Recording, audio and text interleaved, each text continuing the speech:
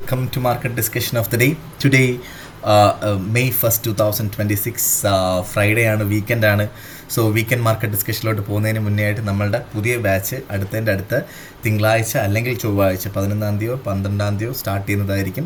So free ആയിട്ട് forex trading പഠിക്കണം എന്നുള്ള എല്ലാ ആൾക്കാർക്കും എൻ്റെ ഡിസ്ക്രിപ്ഷൻ ബോക്സിൽ നമ്പർ ഉണ്ടാവും. എനിക്ക് മെസ്സേജ് അയച്ചു കഴിഞ്ഞാൽ ബാക്കി കാര്യങ്ങൾ ഞാൻ കോർഡിനേറ്റ് ചെയ്യുന്നതായിരിക്കും, എടുത്ത് ഓർമ്മിപ്പിച്ച് പോവുകയാണ്. സോ വളരെ ബേസിക് ലെവലിലൊരു കോഴ്സാണ്, ഒരു അഡ്വാൻസ് ലെവലിലൊരു ക്ലാസ് ഒന്നുമല്ല. സോ ബേസിക് ലെവലിൽ പഠിക്കണം എന്നുള്ള ആൾക്കാർക്ക് രാത്രി ഇന്ത്യൻ ടൈമിംഗ് 8:30 മണിക്കാണ് ക്ലാസ് നടക്കുന്നത്. സോ ആ ഒരു സമയത്ത് ഫ്രീ ആയിട്ടുള്ള ആൾക്കാർ മാത്രം മെസ്സേജ് അയക്കണം എന്നുള്ളൊരു എൻ്റെ റിക്വസ്റ്റ് മാത്രമാണ്. Okay, so coming to market discussion, coming to fundamental sets. അതിന് മുന്നേ ആയിട്ട് നമ്മളിന്ന് ലേറ്റാണ് മാർക്കറ്റ് ഡിസ്കഷൻ ഇടാനായിട്ട്. അതിനുള്ള മെയിൻ റീസൺ എനിക്ക് ആക്ച്വലി റേഞ്ചുകൾ ഒരു കൃത്യമായിട്ട് കണ്ടുപിടിക്കാൻ പറ്റിയിട്ടില്ല.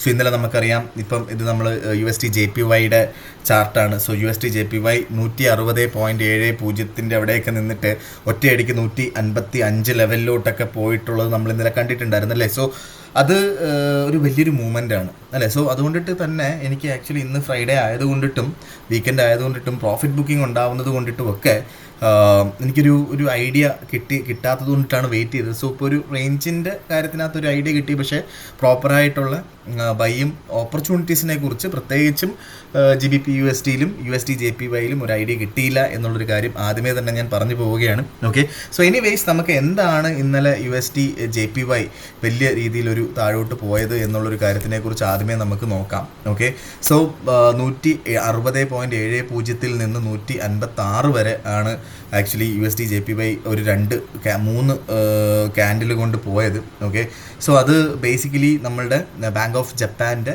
ഇൻ്റർവെൻഷൻ ആയിരുന്നു. നമ്മൾ നേരത്തെ പറഞ്ഞിട്ടുണ്ടായിരുന്നു, നമ്മൾ ഇന്നലത്തെയും മെനഞ്ഞാന്നത്തെയും വീഡിയോയിലെല്ലാം പറഞ്ഞിട്ടുണ്ടായിരുന്നു, ബാങ്ക് ഓഫ് ജപ്പാൻ്റെ ഇൻ്റർവെൻഷൻ ഉണ്ടാവും 160 മുകളിലോട്ട് USD/JPY കയറി കഴിഞ്ഞാൽ അല്ലേ.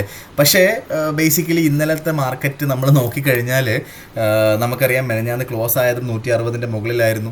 അതിനുശേഷം നമുക്ക് 1-2 സെഷൻസ് വരെ 160 മുകളിൽ കയറിയപ്പോൾ ആക്ച്വലി ഞാൻ വിചാരിച്ചു അവിടെ സപ്പോർട്ട് ചെയ്തു, കാരണം അവിടെ റെസിസ്റ്റൻസ് ഉണ്ടായിരുന്നു, നല്ല രീതിയിലുള്ള റെസിസ്റ്റൻസ് ഉണ്ടായിരുന്നു, അവിടെ സപ്പോർട്ട് ചെയ്ത് നിൽക്കും എന്നുള്ളത് തന്നെയായിരുന്നു. പക്ഷേ അവിടെ പ്രോപ്പറായിട്ടുള്ള ഇൻ്റർവെൻഷൻ ഉണ്ടായി. ഇൻ്റർവെൻഷൻ എന്ന് പറഞ്ഞു കഴിഞ്ഞാൽ അവിടെ എന്താ നടന്നതെന്ന് വെച്ച് കഴിഞ്ഞാൽ, മിനിസ്ട്രി ഓഫ് ഫിനാൻസും ബാങ്ക് ഓഫ് ജപ്പാനും കൂടെ കോർഡിനേറ്റ് ചെയ്തിട്ട് US ഡോളർ, അവരുടെ കയ്യിലുള്ള US ഡോളർ സെല്ല് ചെയ്ത് മാസീവായിട്ട് ജാപ്പനീസ് യെൻ വാങ്ങിക്കൂട്ടി. ഓക്കെ, സോ അതിലൂടെ എന്ത് സംഭവിച്ചു? USD/JPYയുടെ വാല്യൂ കുറഞ്ഞു എന്നുള്ളതാണ് നമ്മൾ മനസ്സിലാക്കുന്നത്. അതായത് ജാപ്പനീസ് യെന്നിൻ്റെ വാല്യൂ കൂടി.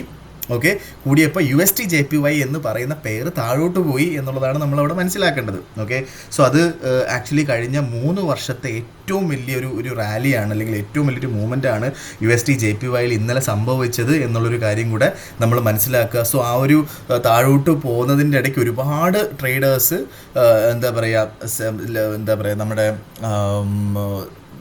പ്രോഫിറ്റ് ഇല്ലാതെ അല്ലെങ്കിൽ ലോസിൽ സെൽ ഓഫ് ചെയ്തു എന്നുള്ളൊരു കാര്യം കൂടെ നമ്മൾ മനസ്സിലാക്കുക. സോ അങ്ങനെയാണ് മാർക്കറ്റ് വലിയ രീതിയിലൊരു താഴോട്ട് ഒരു വലിയ രീതിയിലൊരു ഡംപ് ഉണ്ടായത് USD/JPYയിൽ.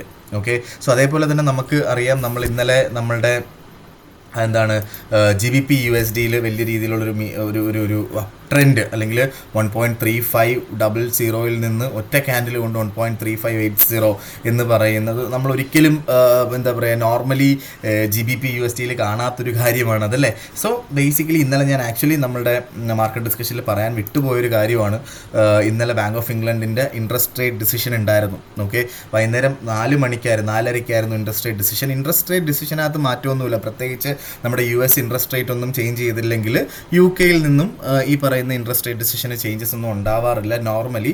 ഇന്നലെയും സെയിം തന്നെ 3.75% തന്നെയാണ് നമ്മളുടെ ഈ പറയുന്ന ഇൻട്രസ്റ്റ് റേറ്റ് ഉണ്ടായത്. പക്ഷേ അവിടെ വോട്ടിംഗ് നടന്നപ്പോൾ 9 പേരിൽ 8 പേരും ഹോക്കിഷ് ആയിട്ടിരിക്കും, അല്ലെങ്കിൽ ഇൻട്രസ്റ്റ് റേറ്റ് കുറയ്ക്കേണ്ട എന്നുള്ളൊരു കാര്യം പറഞ്ഞത് കൊണ്ടിട്ട് തന്നെ ലോങ്ങർ ടേമിലോട്ട് ഇൻട്രസ്റ്റ് റേറ്റ് കൂടിയിരിക്കും എന്നുള്ള അനുമാനത്തിലായിരുന്നു ആക്ച്വലി മാർക്കറ്റ് മുകളിലോട്ട് പോയത്. ഓക്കെ, സോ അത് ഒരു ലോങ്ങർ ടേമിലോട്ട് ഇൻട്രസ്റ്റ് റേറ്റ് കുറയാനായിട്ട് ചാൻസ് ഇല്ല, അല്ലെങ്കിൽ കട്ട് ചെയ്യാനായിട്ടുള്ള പോസിബിലിറ്റി ഇല്ല എന്നുള്ളത് കൊണ്ടിട്ട് തന്നെ നമ്മളുടെ USD/JPYയിൽ ഒരു വലിയൊരു റാലി നമുക്ക് കാണാനായിട്ട് സാധിച്ചു എന്നുള്ളൊരു കാര്യം കൂടെ മനസ്സിലാക്കാം. ഓക്കെ, സോ അത് മാത്രമല്ല, നമുക്ക് കഴിഞ്ഞ ആഴ്ച ആക്ച്വലി നമ്മളുടെ USC എന്നുള്ള ഇൻട്രസ്റ്റ് റേറ്റ് ഡിസിഷൻ ഉണ്ടായിരുന്നു. സോ അത് 3.75% ആയിരുന്നു. അതിനെക്കുറിച്ചുള്ള കാര്യങ്ങളെല്ലാം നമ്മൾ ഇന്നലത്തെ മാർക്കറ്റ് ഡിസ്കഷനിൽ ഡിസ്കസ് ചെയ്ത് പോയി. അതിൽ ജെറോം പവൽ പറഞ്ഞിട്ടുള്ളൊരു കാര്യം, കഴിഞ്ഞ നമ്മൾ മെനഞ്ഞ മിനിഞ്ഞാന്നത്തെ മാർക്കറ്റ് ഡിസ്കഷനിലൂടെ മാർക്കറ്റ് ഒരു ഓൾമോസ്റ്റ് ഒരു $500 to $1,000 മൂവ്മെൻറ്റ് ഈ ആഴ്ച ഉണ്ടാകാൻ പോസിബിലിറ്റി ഉണ്ട് എന്നുള്ളൊരു കാര്യം പറഞ്ഞിട്ടുണ്ടായിരുന്നു അല്ലേ. സോ എന്താ പറയുക, ഇൻട്രസ്റ്റ് റേറ്റിനകത്ത് വേറെ പ്രത്യേകിച്ച് ഒരു ചേഞ്ചസും ഉണ്ടായിട്ടില്ല. 3.75% തന്നെയായിരുന്നു USD എന്നുള്ള ഇൻട്രസ്റ്റ് റേറ്റ് ഡിസിഷൻ. പക്ഷേ അത് കഴിഞ്ഞിട്ട് പവലിൻ്റെ സ്പീച്ചിനകത്ത് പവൽ പറഞ്ഞിട്ടുള്ള കാര്യം എന്താ വെച്ചാൽ വെയിറ്റ് ആൻഡ് സീ എന്നുള്ളൊരു കാര്യമാണ് പുള്ളിക്കാരൻ പറഞ്ഞത് അല്ലേ. സോ നമ്മുടെ വാർ എങ്ങോട്ട് പോകുന്നു, എന്തായി തീരും എന്നുള്ളൊരു കാര്യം നമ്മൾ നോക്കിയതിന് ശേഷം ഇൻട്രസ്റ്റ് റേറ്റ് കൂട്ടുകയോ കുറയ്ക്കുകയോ ചെയ്യാം എന്നുള്ളൊരു ഒരു കാര്യം പുള്ളിക്കാരൻ പറഞ്ഞത് വെച്ചിട്ട് മാർക്കറ്റ് വലിയ രീതിയിൽ അതിനുശേഷം താഴോട്ട് പോയിട്ടില്ല. പക്ഷേ കഴിഞ്ഞ വട്ടം പവൽ പറഞ്ഞിട്ടുള്ള കാര്യം എന്തായിരുന്നു വെച്ച് കഴിഞ്ഞാൽ ലോങ്ങർ ഹോക്കിഷ് ആയിരിക്കും മാർക്കറ്റ്, ഇനി അടുത്ത കുറേ കാലത്തേക്ക് ഇൻട്രസ്റ്റ് റേറ്റ് കുറയ്ക്കാനായിട്ടുള്ള പോസിബിലിറ്റി ഇല്ല എന്നുള്ളൊരു കാര്യം പറഞ്ഞത് കൊണ്ടിട്ടാണ് 5200 നിന്ന് 4100 ഗോൾഡിൻ്റെ മൂവ്മെൻറ്റ് പോയത്. ഓക്കെ, സോ ഇവിടെ നമുക്കൊരു എന്താ പറയുക, ഒരു ഭയങ്കരമായൊരു ഈ പറയുന്ന ഇൻട്രസ്റ്റ് റേറ്റ് കുറയ്ക്കാനായിട്ടുള്ള പോസിബിലിറ്റി ഇല്ല എന്നുള്ളൊരു കാര്യത്തിനെക്കാട്ടിലും വെയിറ്റ് ആൻഡ് സി എന്ന് പറയുന്നൊരു നിലപാട് എടുത്തത് കൊണ്ടിട്ട് തന്നെ വലിയ രീതിയിലുള്ളൊരു മൂവ്മെൻറ്റ് നമുക്ക് കാണാനായിട്ടും സാധിച്ചില്ല. ഇതൊക്കെയാണ് എനിക്ക് പൊളിറ്റിക്കൽ സൈഡിൽ നിന്നും അല്ലെങ്കിൽ എക്കണോമിക് പരമായിട്ടും നമ്മളെ മാർക്കറ്റിനെ അഫക്റ്റ് ചെയ്യുന്ന കാര്യങ്ങൾ കുറച്ച് ഇന്നത്തെ ദിവസം. ഓക്കെ, സോ ഉറപ്പായിട്ടും നാളെയും മറ്റന്നാളും വളരെ ഇമ്പോർട്ടൻ്റ് ആണ്. സാറ്റർഡേ സൺഡേ ആണ്. നമുക്കറിയാം കഴിഞ്ഞ കുറച്ച് വീക്കുകളായി ഗോൾഡിൻ്റെ മാർക്കറ്റ് ആണെങ്കിലും പ്രത്യേകിച്ച് ഗോൾഡിൻ്റെ മാർക്കറ്റിലൊക്കെ $100 $150 എന്താ പറയുക ഗ്യാപ്പ് നമുക്ക് കാണാൻ പറ്റുന്നുണ്ടായിരുന്നില്ലേ മൺഡേ മാർക്കറ്റ് സ്റ്റാർട്ട് ചെയ്യുമ്പോൾ. സോ അതുകൊണ്ടിട്ട് തന്നെ മാർക്കറ്റിൽ നിന്ന് ഇന്നത്തെ ദിവസം നിങ്ങൾ ഹോൾഡ് ചെയ്യാതിരിക്കുക പൊസിഷൻസ് എന്നുള്ളൊരു കാര്യം തന്നെ ഞാൻ ആദ്യമേ പറഞ്ഞു പോവുകയാണ്.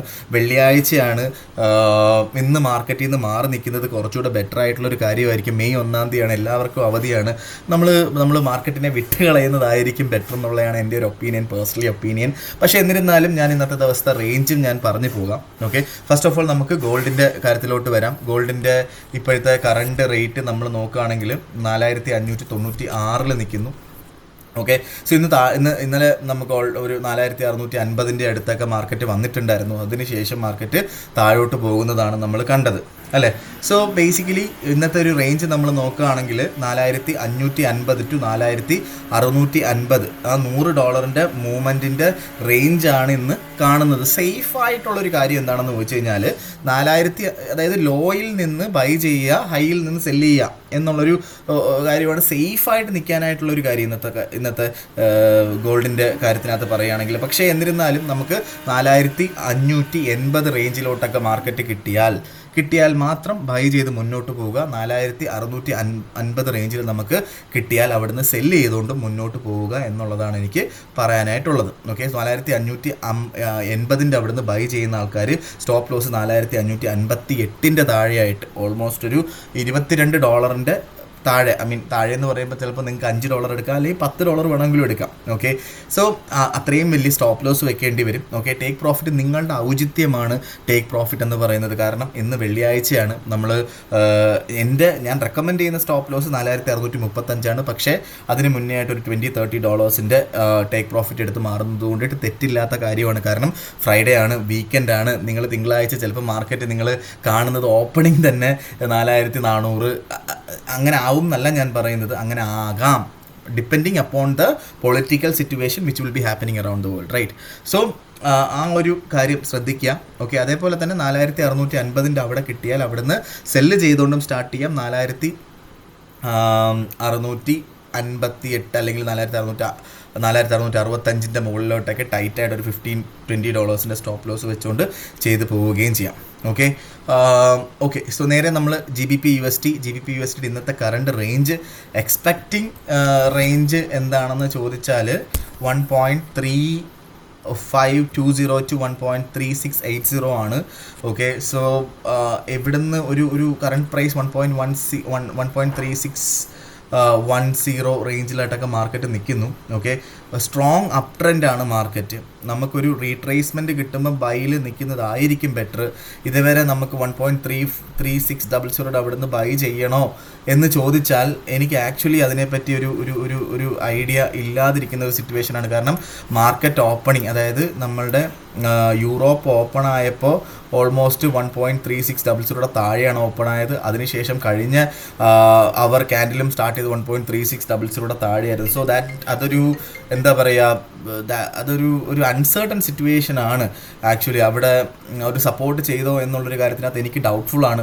സോ അതുകൊണ്ടിട്ട് തന്നെ എനിക്ക് GBP USDയിൽ പ്രത്യേകിച്ച് ഒന്നും പറയാനായിട്ടില്ല. നമുക്ക് നല്ല രീതിയിലൊന്ന് താഴെ വീണ് കിട്ടിയ 1.3500 1.3520 റേഞ്ചിലോട്ടൊക്കെ കിട്ടിയാൽ നമുക്ക് അവിടുന്ന് ബൈ ചെയ്യാം. ഇല്ലാത്ത പക്ഷം GBP USD നിന്ന് മാറി നിൽക്കുക, തിങ്കളാഴ്ച ചെയ്യുന്നതായിരിക്കും ബെറ്റർ.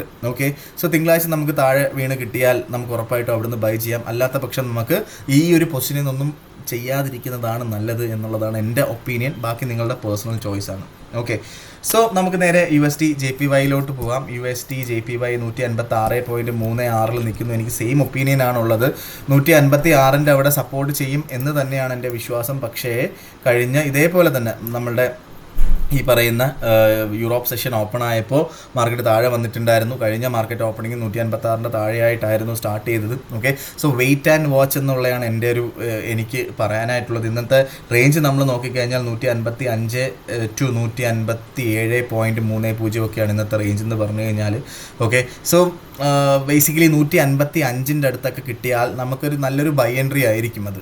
ഓക്കെ, സോ 155 അവിടെ നിന്ന് ബൈ ചെയ്യുന്ന ആൾക്കാർ 154.40 അവിടെയൊക്കെ സ്റ്റോപ്പ് ലോസ് ഇടേണ്ടി വരും. ടേക്ക് പ്രോഫിറ്റ് നിങ്ങളുടെ ഔചിത്യമാണ്. ഇന്ന് ഫ്രൈഡേ ആണ്, അതുകൊണ്ട് തന്നെ ഞാൻ ടേക്ക് പ്രോഫിറ്റ് പറയുന്നില്ല.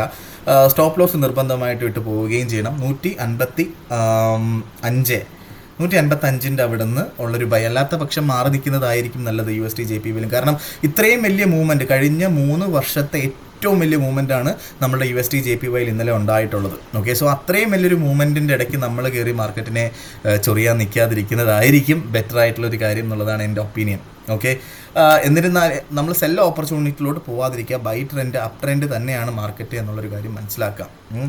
ഓക്കെ, സോ നേരെ നമ്മുടെ യൂറോ USDയിലോട്ട് പോകാം. യൂറോ നല്ല രീതിയിൽ താഴോട്ട് പോയതിന് ശേഷം വീണ്ടും 1.1738 നിൽക്കുന്നു. ഓക്കെ, സോ ബേസിക്കലി നമുക്ക് ഇന്നത്തെ റേഞ്ച് നോക്കുകയാണെങ്കിൽ 1.1665 to 1.1800 വരെയൊക്കെയാണ് ഇന്നത്തെ റേഞ്ച്. ഓക്കെ, നമുക്ക് രണ്ട് ഓപ്പർച്യൂണിറ്റി ഞാൻ പറയാം. 1.1680 അവിടെ നിന്ന് വേണമെങ്കിൽ ബൈ ചെയ്ത് മുന്നോട്ട് പോകാം. സ്റ്റോപ്പ് ലോസ് 1.1640 താഴെയായിട്ട് വെക്കുക.